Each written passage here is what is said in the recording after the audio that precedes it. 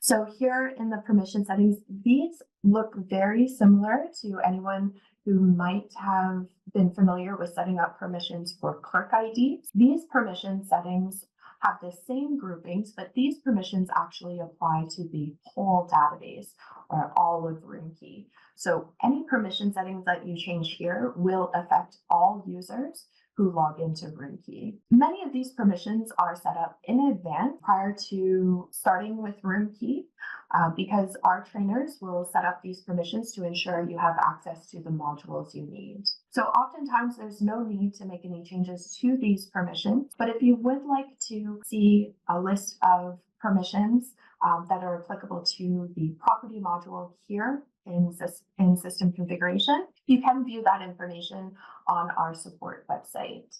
So we do have a full list of all permission settings, including the ones here in the property module, that will tell you what all of these permissions do and what they control. One thing that I will just note here is that when you're adding or removing permissions, the permissions that are grouped on the left-hand side are enabled or selected, and then the permissions on the right-hand side are available to add to the database.